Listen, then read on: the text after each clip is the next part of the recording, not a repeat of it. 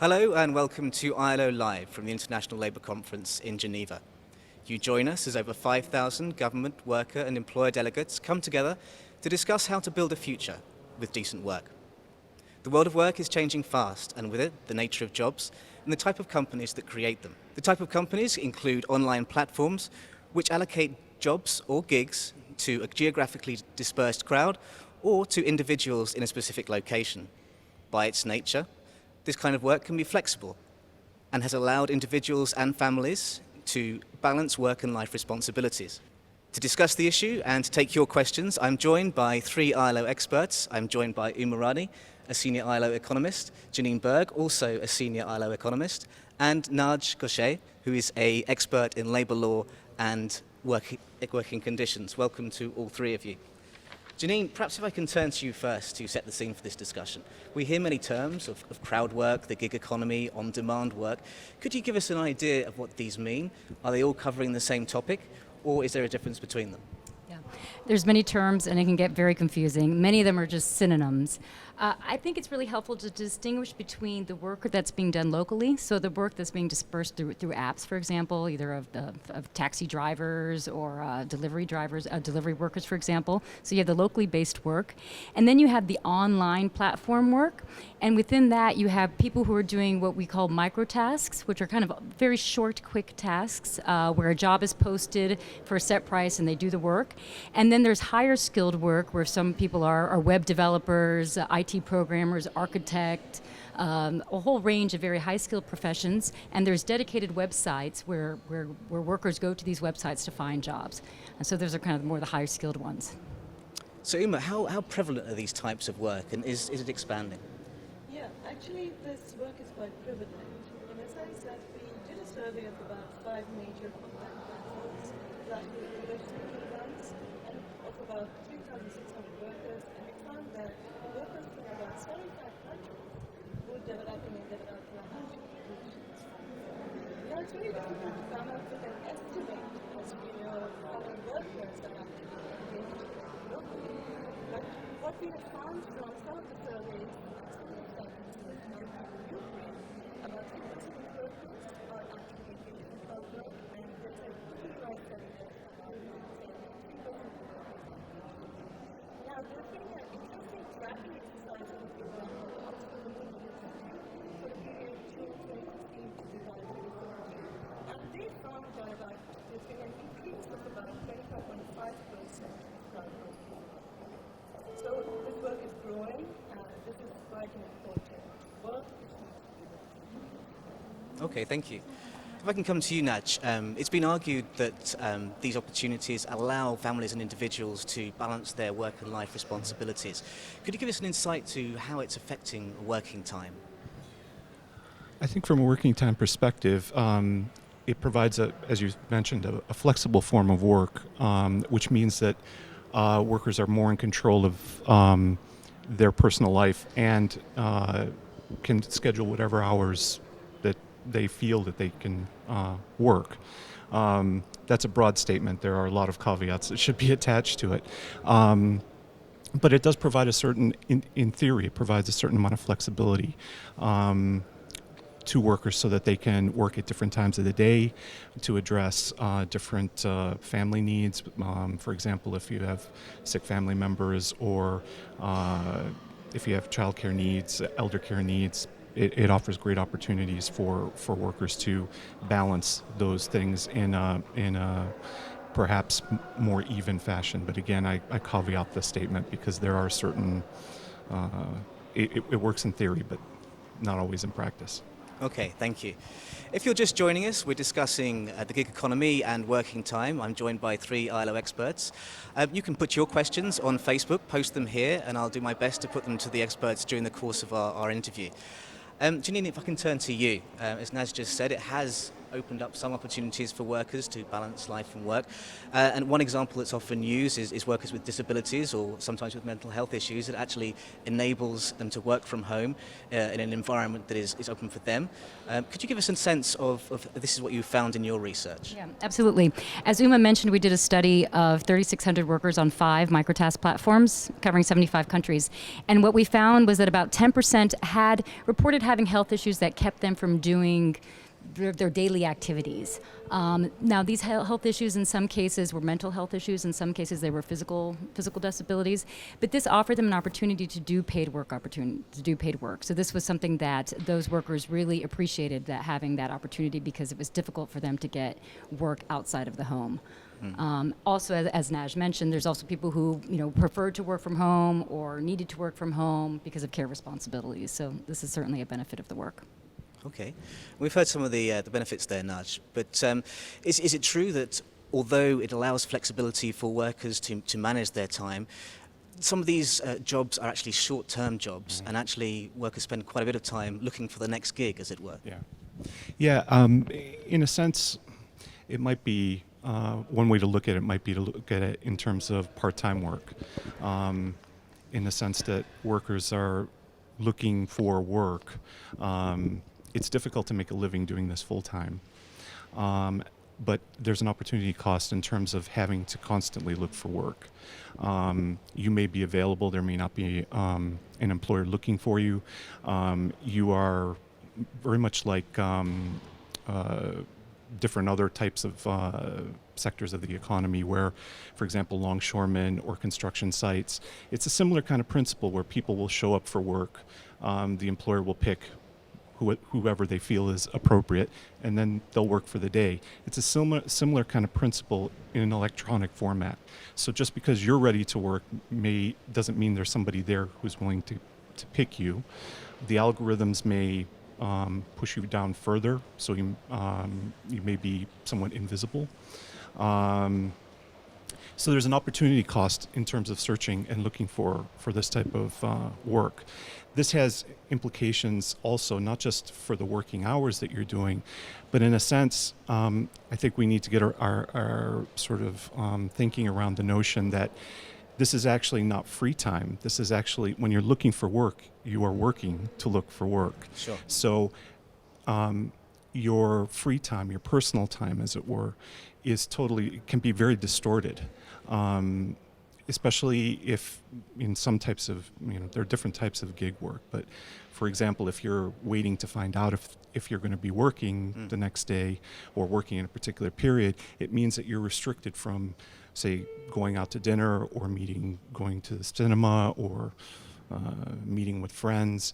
And this has its own sort of opportunity cost for the worker in terms of being able to enjoy that dimension of their life. So it's a challenge on multiple levels that I think we need to kind of start getting our head around.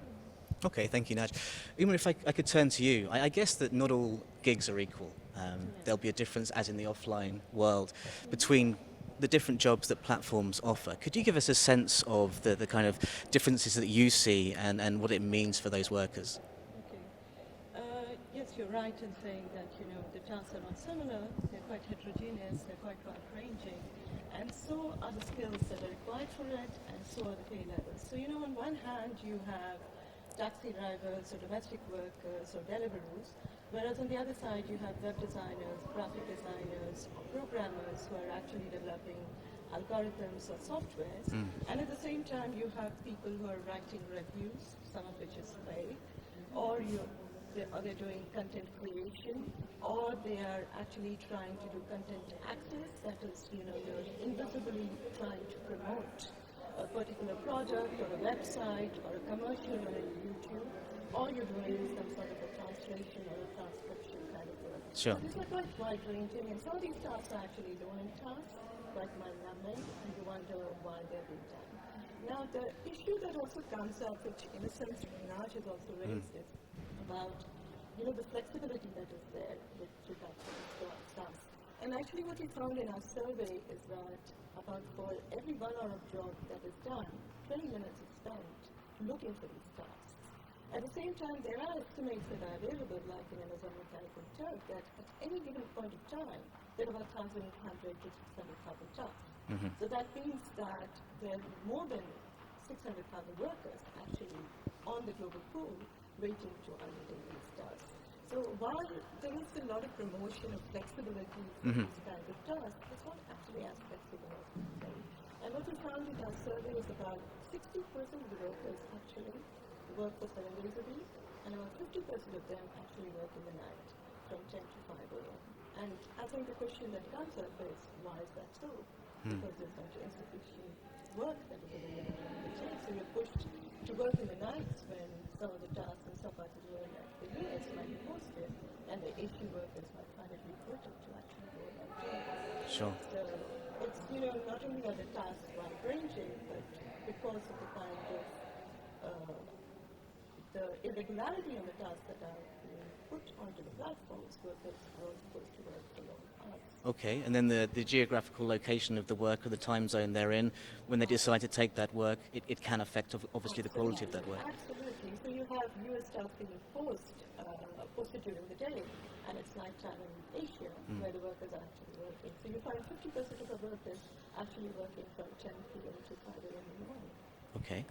So perhaps that leads me to ask you, Janine, a bit about the quality of jobs, because we've heard about the flexibility and so forth, and I think Uma's made a few points there. What are you finding in terms of the quality generally in terms of online work? Again, as Uma has said, there is a distinction between some of the higher end work, well-paid work, and then the rest. Could you give us some insights? I mean, it's hard to generalize because it's a really heterogeneous labor market. It's just an online labor market. And so you have some of the same characteristics of the offline labor market. You see them in the online labor market. I think the real difference, the big distinction, especially when it comes to kind of more of the freelancing type platforms, which are a little bit higher skilled, is that there's a very important first mover advantage. So the people who started many years ago, I mean, when these platforms first emerged and, developed reputations very quickly and developed kind of higher ratings very quickly, they're the ones who are going to be more they're more likely to come up when a client goes to the website to look for a worker. So it's hard, if you're coming in late, it's hard to kind of get a lot of these jobs. Now, of course, more platforms are proliferating and the work is being expanded, so that could change, but there is still a tendency to have power laws. And the same power laws are also true we found in the earnings data that we received in our study. So we see that there are some workers who do very well and can earn a good living, but then you have kind of, you have a shape like this. So you have a lot of workers who are making less than the average. So really kind of a fat tail on the end, if the statistical term. Sure. And then, I think there's definitely some really good aspects about it, but there's also some negative aspects. One of the real main issues is that right now, these platforms are only being regulated by the platforms themselves through their terms of service. Okay. And these can vary depending on how the platform has designed their terms of service. But one main characteristic of a lot of these platforms is what we call algorithmic management. So which is the whole idea that, the ratings are being done through a program. The whole way everything is designed and the workers are being managed is done by the programming, which is of course done by a human, but nevertheless, it's hard to know what's happened. And so what we see is that in some cases there's also problems of workers not getting paid, and then or having, let's say, a dispute with a client, and they have a difficulty in either finding out who to talk to or in getting the dispute resolved. In some instances, it's the platform that decides, and they have more of an incentive to side with the client, of course, than with the worker. So there isn't really any kind of institutions out there yet to protect workers, and so that kind of causes some problems. So in a sense, we're kind of catching up with the speed of the way that economy is developing, and we're playing catch up in terms of finding ways to regulate it and improve conditions. Absolutely.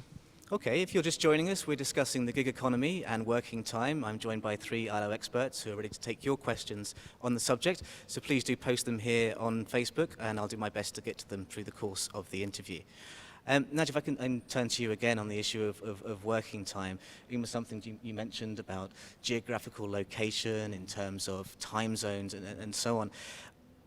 Isn't it not the choice of the person taking the task of when they choose to do it and which job they pick up?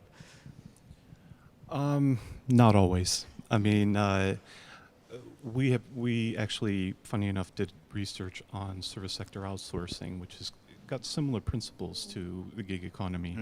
And the research that we did, particularly in East Asia, workers basically have to turn up to these particular locations to, I mean, they're working either call centers or programming or whatever, and they have to be there. I think it's a similar principle when you're talking about some of these gig economy jobs, where you have to kind of respond very quickly to the client demand. Turnarounds may be short. There's this notion that because it's technologies involved, replies can be very quick, very instantaneous. So it does put, I think, a certain amount of pressure for people who are not in, who don't live in certain regions, to work at very unusual hours.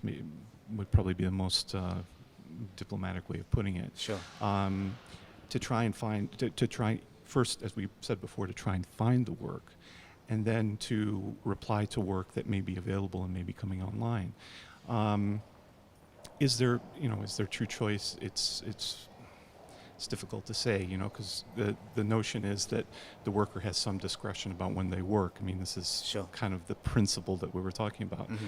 But in real terms, because of it's not like a conventional job. The best comparator would be like a part-time job. If you work at a part-time job in, say, a shop, you'll be given a schedule as to when your hours are going to take place. Yes. Whereas in this context, you're really you're going online, you're looking to find where the work is. You're hoping that somebody will contact you to say, I've got something for you, get started.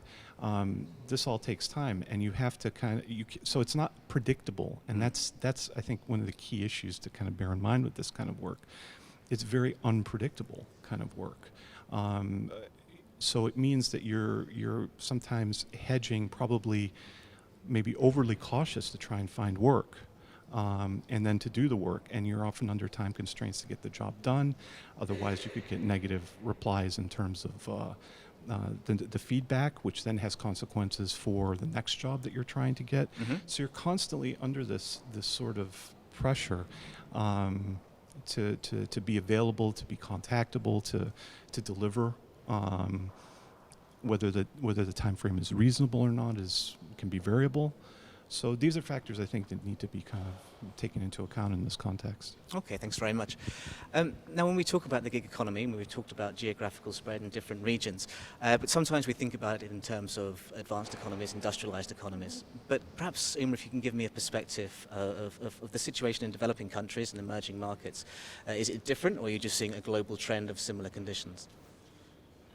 I think it's a global trend of similar conditions, but I want to get a bit more in depth with regard to how the developing countries actually look at this. Sure. Now, within the developing countries, actually, the cloud work of the gig economy is like a silver bullet for development, in the sense that they look at it as creating income and employment opportunities for the workers. And it also argued sometimes saying that it provides opportunities for non-specialists to actually access labor markets, which they would otherwise not be able to do it.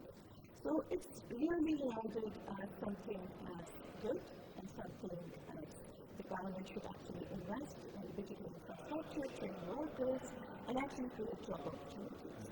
And I think from the workers' side too, it is sometimes looked at as, well, it's quite attractive to get on to do these tasks, because I think the basic attraction that comes is from the payment.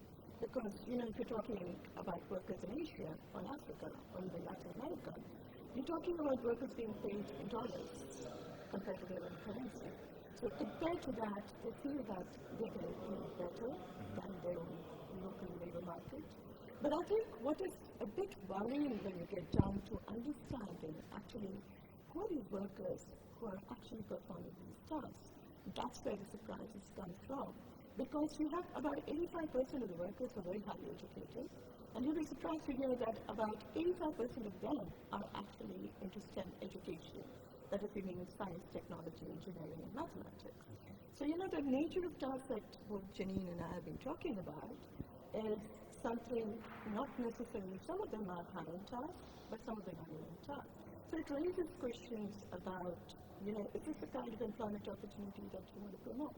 Now you might ask the question saying that, why are these jobs being offered to these labor markets? Now, there's a control mechanism that, just like the algorithmic management that was being talked about, you can actually allow workers from certain countries to enter and do the task or block them. So if developing country workers are being allowed to do these tasks, it's basically cheap labor, and they're not regulated. So I think that's where the whole attraction comes from, why this work is also being promoted there, and it's gaining a lot of ground in developing countries. Okay, thank you. So we're edging towards the discussion on regulation, I think. And when you have a worker in one country, a digital platform based in another, and a client perhaps in another, Janine, how complicated is it to regulate crowd work or the gig economy? For the internationally dispersed work, it's quite difficult. For the local based work, it's not so hard. It can be really based on the local jurisdiction. If somebody's actually doing the work in a physical location, that's a pretty simple legal question. It might be harder politically, but it's simple legally. For this kind of work, it's very difficult. Even in our studies, if you think 75 workers dispersed around the world with platforms and a few, located in just 5 countries or fewer, and then clients everywhere as well, which would be the laws that would prevail, and how would you institute those laws? So that's really difficult. I think it's really one of the first truly international issues. We've talked here, especially at the ILC and in past ILCs, about global supply chains and so forth. In global supply chains, you actually have a factory on the ground somewhere that a worker is working at, and which ultimately, depending on the debate of whether the lead firm is responsible, at least you have a factory owner that is responsible. But here it's hard to say who exactly is responsible as well, because it's also a matching platform in that you have clients, you have a platform that takes a fee, and you have clients that are posting work and workers doing the work. So I think it's actually something that the ILO is really actually very well positioned to take up. And I think you really actually do need an international body to look at these issues, because it's really a truly international issue.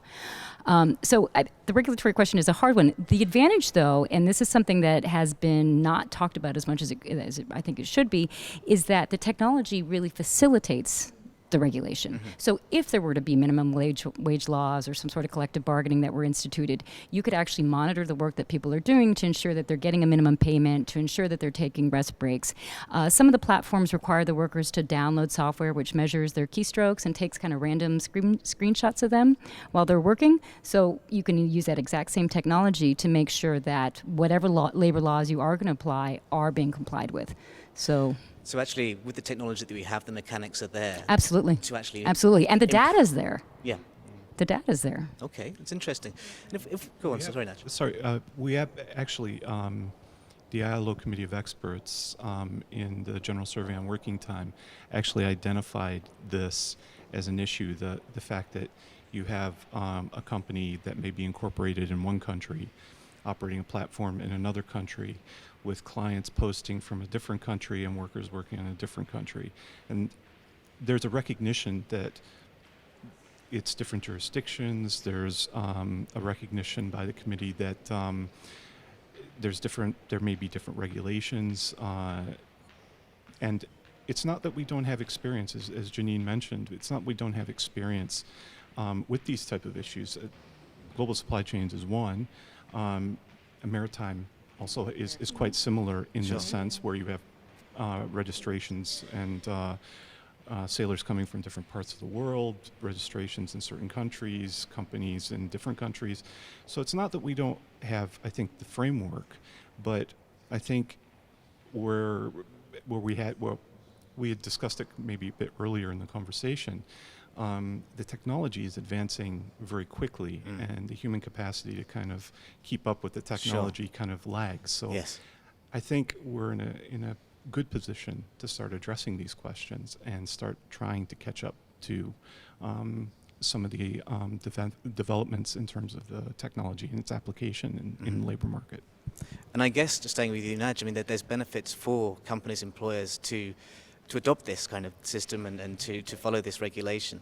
And there's risks also on the other side for employing workers on short-term contracts in terms of gigs. Perhaps you could expand on that a little bit. Yeah, as I said before, it's similar to in a sense, to some of the phenomena at the basically in the early 2000s, perhaps maybe a bit earlier, but where we had service sector outsourcing in a lot of these countries. And you had a situation where it became, in a sense, there was a sort of fashion to kind of go and do this. Everybody thought that it was going to be really cost effective and really great and really wonderful, and you can have sort of global communication to solve problems, and it'll be all great. And in some cases, it did work, but in some cases, companies found that there were costs. The quality of work could go up and down. The communication issues could be a problem there in terms of what's been done, what needs to be done, how should things be done. There's all kinds of associated questions. So in the gig economy, these are similar kind of issues, and you also have additional dimensions of, from a company perspective, there are opportunity costs. You have to have somebody dedicated to going to look for these workers. You have to have you may not find the person that whose work you really like. They may be busy with another project, they may be unavailable, so you have to find somebody else. It's not uncommon for companies to do perhaps a sort of triage where they contact 2 or 3 different people to do the work. They then get the work. The company then has to make a decision as to whether they take one or whether they do some kind of hybrid of what's been submitted. That has costs. That has costs for the company in terms of the opportunity costs in terms of looking for people, the economic cost of the person who's doing the work, collecting this information, searching for these people. So from a company perspective, there may be certain efficiency issues in terms of whether this can deliver what you actually want in the time frame that you want it. And with the quality that you need for your end product. So it's not necessarily that companies should just run to embrace this. There are risks associated with it, even in terms of that can have profound impact on your bottom line. It's just how you pursue it. And I think I've not really seen any evidence, or at least too much evidence, of companies sort of developing policies, internal policies, how to manage this process, because it's a process that needs to be managed, both in terms of finding these people, finding the people to do the work, but making sure they're paid, making sure that there are no disputes, making sure that it all works. So I think it's important from a corporate perspective, from an enterprise perspective, to bear this in mind. I suspect, because the research is burgeoning at the moment, it's growing as we speak. I suspect that some of this is starting to take place, but I would also suspect that it will take place in larger companies. It's not something that would take place in a small or medium-sized enterprise. And I say that because that was our experience when we looked at service sector outsourcing. Okay.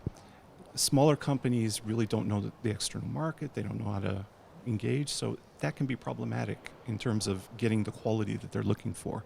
Okay, thank you, Naj. So, Umar, if I can turn to you again, actually. Naj says, how are we going to pursue this in the future?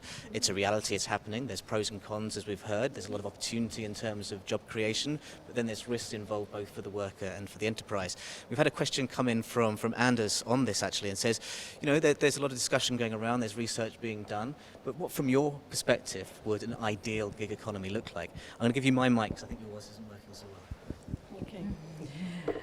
Ideal gig economy. I think an ideal gig economy could be one where the kind of tasks that are being posted are actually tasks which are at the high end, which have meaning and content, which have a lot of protection, both in terms of the kind of wages that are being paid, the kind of social security benefits that are there, and there's got to be some level of regularity of work that the workers get, so that the worker rating should not be just left to the algorithm, but it should be managed in a way that a worker, if he's performing or she's performing well, they should be able to actually be able to get more jobs and be able to have their livelihoods from it, and it should be well regulated.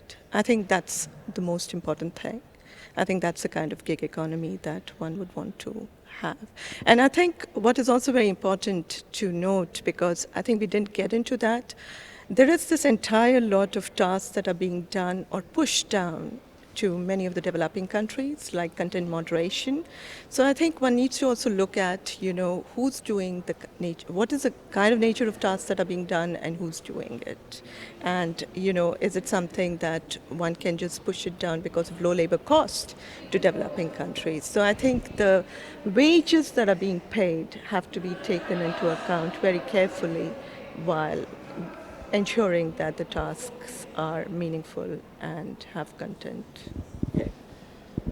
And Janine, if I can turn to you, I think we're in the course of the discussion, we're seeing some of the conditions in the offline economy being replicated on the online economy.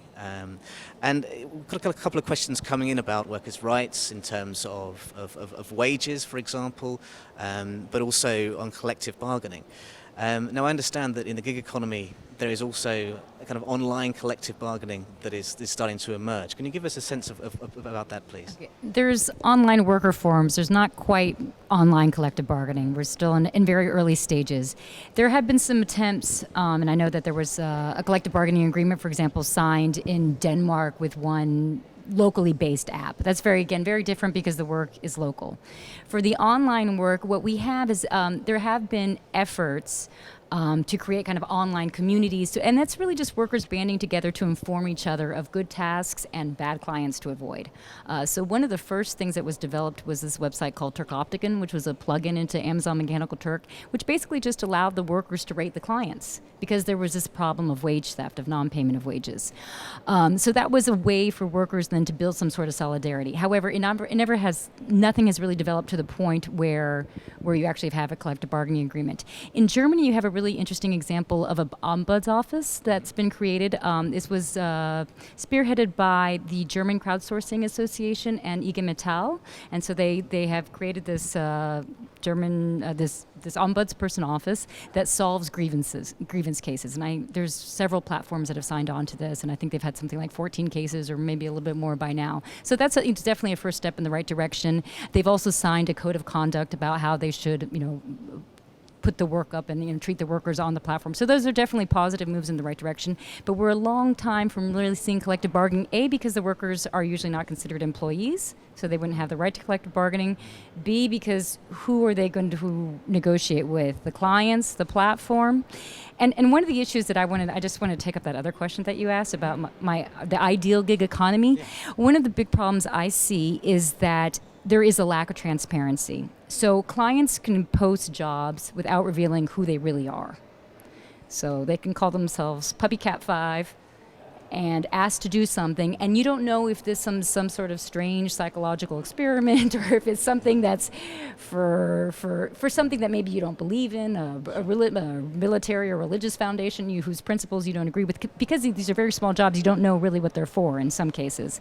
So I think there needs to be some laws too about transparency in the jobs. Transparency in who's working and in who is also being asked, who are the people that are posting work. I think that's a really important step. Okay, thank you. Now, clearly what we're hearing is a complex issue, and it's moving as we're speaking. It's developing in different ways, and we're seeing different trends emerging. Now, the ILO is the organisation that brings together employers, workers and governments to speak about these issues. It seems like the ideal place to take this discussion forward. How is that happening? Well, as I mentioned earlier, the ILO Committee of Experts has, on the application of standards, has already started mentioning this as it relates to working time. I think there's already been meetings of experts to address some of these, that has started to talk about many of these issues. I think because of the structure of the ILO, we're well positioned to continue to engage in these issues. I think we're also well positioned because of, not just because we're in events like now at the International Labor Conference where we've heard constituents talk about a lot of these issues, and in terms of dialogues that we've had individually with governments or employers and trade unions. Technology is affecting everybody, and it's, I would say, a century ago there used to be a time lag between the development of industrial equipment and its translation around the world. This has changed completely. This is a new industrial revolution, as it were, because you have technology that's become cheap, effective. You have internet connectivity in many countries, and it's growing and expanding very quickly. So you need an institution that can address these sort of cross-boundary national issues, certainly, but cross-national issues, regional issues, international issues. And because of our position and our constituent base, we're probably in a good position to kind of begin to advance these discussions. And I think there's going to be a critical momentum in the next few years with a lot of internal initiatives that are developing within the ILO that are going to address these more concretely as we move along. Okay, thank you. And in terms of addressing it concretely, even if I can turn to you, the ILO has a Future of Work initiative, and obviously this is one of the issues that is being grappled with as part of that initiative. Could you give us a bit of an insight onto that conversation, please? Thanks, Janine. Thanks, Adam. That's actually a very tricky question, because there's a Chatham House rule at the Independent Commission on Future of Work. So all that can be said is that, well, this is an issue that is quite important, and the Commission is actually grappling with it, among others. But like Naj was saying, that this is an issue that is being discussed at the ongoing ILC. It has been discussed at the recurrent item discussion on social dialogue. And I think this is an issue that is going to be continued to be discussed at the ILO. And as Janine was pointing out, that ILO should be actually taking up the lead on this and ensuring that the platforms could be regulated and what needs to be done about it. So I think that's something that we need to push forward within the ILO and take it forward. And I think I also want to take the opportunity to say that we are coming out with a report on digital platforms, labor platforms, and future of work towards decent work on online labor, which is going to come out in July. So you can look forward for the next steps as to how ILO can push this agenda. Thank you, Uma. Can I add to that? Well, I was going to say, actually, because unfortunately... We have another report, too. Yes, but before you start, actually, Okay. we're coming towards the end of our discussion, that the time has flown by. We've had questions coming in from the audience. But perhaps, actually, as you've got the microphone, Janine, if you can wrap up the conversation, tell us about the other research that's Okay. coming, and give us a picture again on, this is a very complex issue. It has points from all sides. Give us an idea of the way forward. Oh, that's a tough question. Let me first start by telling Do you the about easy my one report, first. because I think that's easier. So we have a report that should be coming out in about a week or two that we studied digital workers in Ukraine, which is actually one of the leading countries for ICT workers, but they also have a lot of workers also working on microtask platforms. So a lot of really interesting findings that I think can help inform the debate. As far as the way forward, I mean, there has been a burgeoning literature. Nash has said that. We have a very long legal literature and also economic literature. There's still, though, a lot of information we don't know, partly because a lot of the information is proprietary and owned by the companies. So there is definitely, we need to know more. We need to understand it better. I think we've actually made huge advances in the past several years, especially here at the ILO on this topic, but also just in the world of work in general. So we need to continue researching it, but I also think we need to also think of new innovative ways of regulating it. So I think the discussion I mentioned about technology, I think the ombudsperson in Germany, Ombuds office in Germany is also a very innovative approach. Is what are some of the innovative things that people are doing to improve conditions? And because it is an exciting type of work. It's new, it's great, it's wonderful that people can work from home if they want to work from home. I mean, this is a really good thing, but that shouldn't come at the cost of poor working conditions and unpayment of wages and so forth, and lack of grievance and all these other issues. So I think it's something, it's going to expand. So what can we do as an international community and as a tripartite institution to improve upon it? Many thanks, Janine. Umi, you raised your finger there. I don't know if you wanted to make an extra point. Yes, I just want to say that, one of the things about going forward with regard to this kind of work and research is, I think we have been able to, through the study, try to understand what is the worker motivation to get into this kind of jobs and why they do it. But I think there's the other side of it, which I think you've been trying to hint and trying to get more out of us. And that's like, what's the motivation behind the employer to actually try to push some of this work onto the platforms? What's their thought processes and why are they doing it? And I think we need to do more research on that to understand that part. And I think then we could sort of get a much more holistic and complete picture as to, what these tasks are, why are they being offloaded onto the platforms, and why are they being done. So I think we need more research to be done with regard to understanding the employer's perspective with regard to it. Thank you. That's a good closing point. Nadia, anything from you just to round us off? Well, very brief points.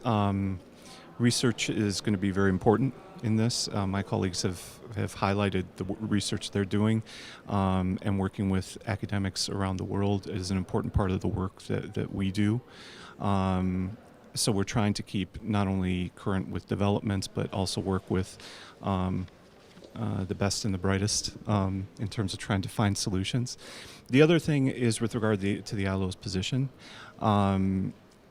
As a UN agency, we also work with other UN agencies on a number of different issues, and this is also because of the regulatory issues, because of the technology issues, may be an area where in the future we may need to engage with our colleagues in other UN agencies to try and develop ways forward. And so there are possibilities of that as well, which I think will help with developing effective laws, regulations, policies to address many of these questions, to maybe get to the ideal situation that Uma and Janine were describing. Thank you very much, Naj. And thank you very much to all of you for your insightful comments and taking the questions. Thank you also for watching from where you are. You've seen it's a very complex issue. There's a lot to do in the way forward. Research is going to be key, and you've heard that we've got some more research coming out from the ILO in the next month or so. Keep an eye on www.ilo.org, where you'll get updates on that, and as the discussion moves forward into the future. Talking of the future, we're back tomorrow at 5 p.m. Geneva time, which is 1500 GMT, to talk about peace and resilience and decent work. So please do join us for that. But in the meantime, thank you very much for watching, and we'll see you again soon. Bye-bye.